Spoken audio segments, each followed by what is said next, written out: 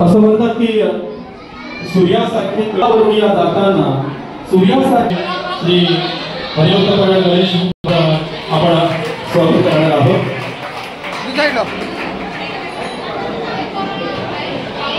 खऱ्या अर्थाने या गावाविषयी ज्या आठवणी आहेत त्या आठवणी सगळ्यांच्या मनामध्ये नेहमीच असणार आहेत। म्हणूनच आठवणी त्या पिंपळाच्या पानासारख्या असतात। मी ताईंना साहेब सामाजिक कार्यकर्ते आणि शाळा व्यवस्थापन समिती यांना देखील मी विनंती करतो की आपण व्यासपीठावर असं व्हायचं आहे। त्याचप्रमाणे माननीय श्री उमाकांत पुढे सर गटप्रमुख गट क्रमांक 7 शाळा यांना देखील मी विनंती करतो की आपण इथे व्यासपीठावर असताना व्हायचं आहे। त्याचप्रमाणे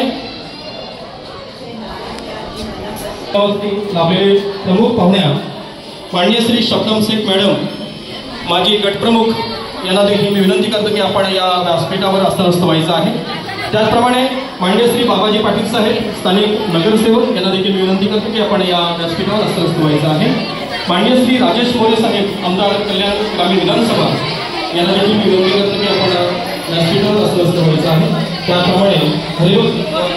त्याचप्रमाणे सामाजिक क्षेत्रातील त्याचप्रमाणे आध्यात्मिक क्षेत्रातील या गावातील सर्व स्थानिक पालकवर्ग त्याचप्रमाणे महाराजांच्या सर्व प्रेमापोटी आलेले सर्व स्नेही नातेवाईक त्याचप्रमाणे या शाळेतील माझे सर्व विद्यार्थी आणि आपण सारे सर्व प्रेक्षक वर्ग यांचं मी प्रथमतः शब्द सोमनाने स्वागत करतो आणि सन्माननीय अध्यक्ष यांच्या हस्ते होत आहे।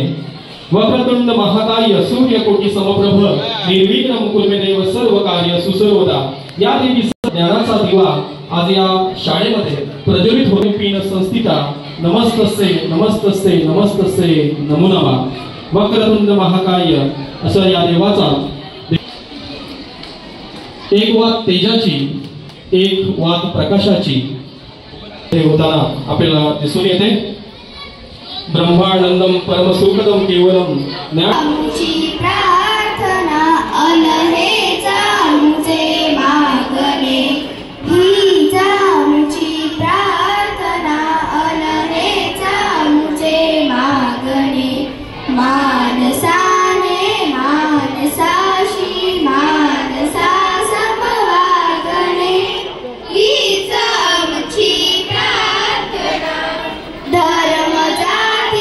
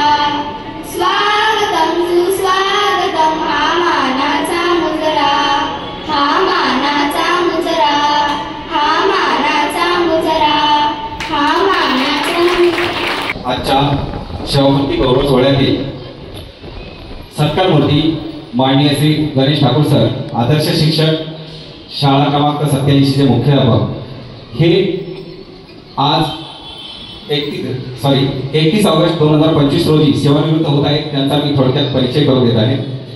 सरांचे पूर्ण नाव श्री गणेश सीताराम ठाकूर. सरांचा जन्म 5 ऑगस्ट 1967 रोजी सोनारपाडा डोंबिवली गावात झाला.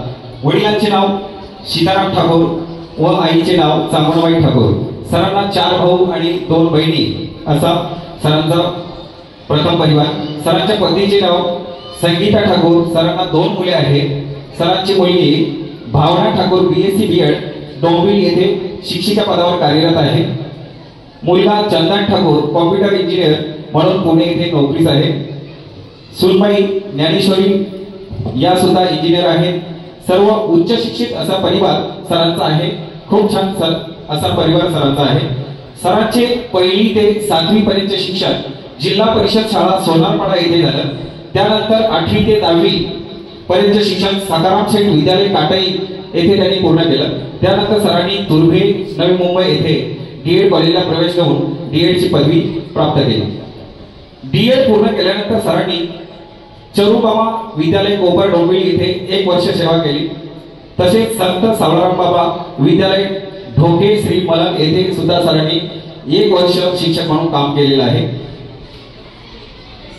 त्यानंतर सर 3 ऑगस्ट 1993 रोजी ठाणे महानगरपालिका शिक्षण विभागामध्ये शिक्षक म्हणून हजर झाले. सरांनी त्यानंतर नोकरी करता करता 12वी BA B.Ed MA पर्यंत शिक्षण पूर्ण केले. सन 2011 मध्ये ठाणे महानगरपालिकेचा मानाचा असा आदर्श शिक्षक पुरस्कार सुद्धा सरांना मिळालेला आहे. सरांना लहानपणापासूनच अध्यात्माची आवड होती. अध्यात्माची आवड असल्याने सर हरिपाठ मंडळामध्ये सुद्धा अग्रेसर असायचे, सहभागी असायचे. त्यांना अध्यात्माचे बालकडू घरातूनच त्यांना मिळालेले आहे. त्यांचे काका ज्यांना सर्व समाज मामा म्हणून संबोधतात ते हबप श्री गंगाराम मामा ठाकूर महाराज यांच्याकडून त्यांना अध्यात्माचे बालकडू मिळाले. सरांचे काका उत्तम व आदर्श कीर्तनकार आहेत. तसेच 1984 सालामध्ये सरांचा परमार्थाचा उदय झाला.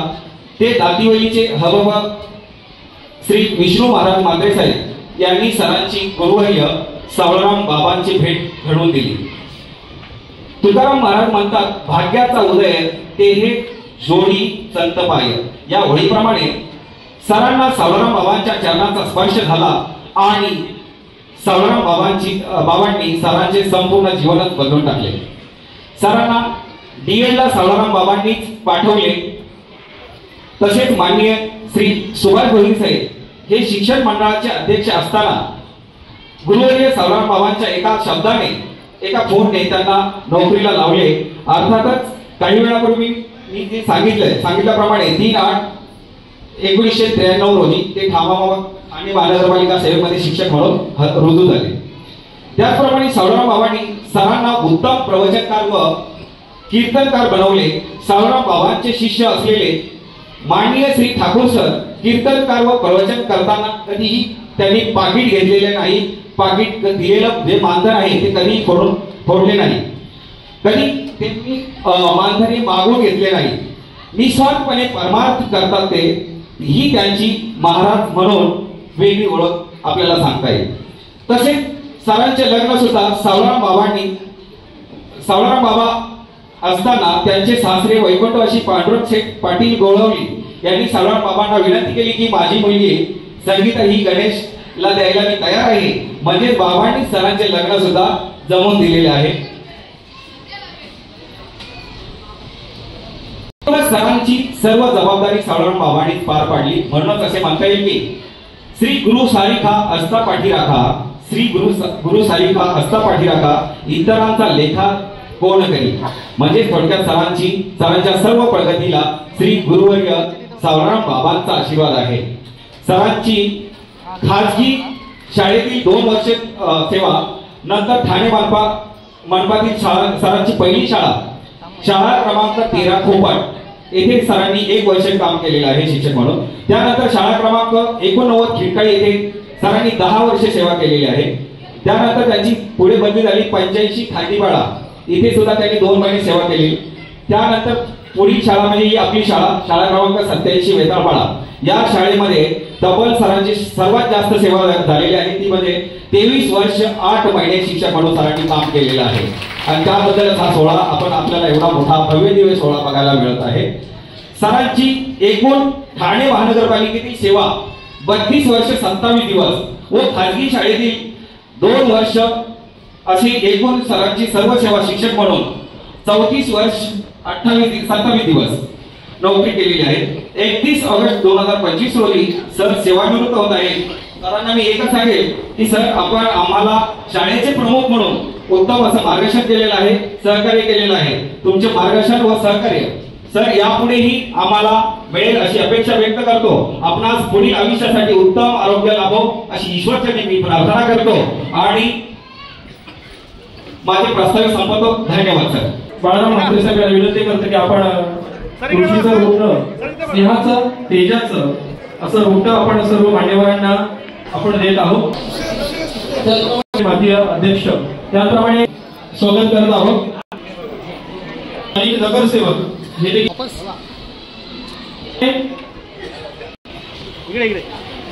सर्व ग्रामस्थ मंडळ हे वेदांत वाहे पाहणी या उक्तीप्रमाणे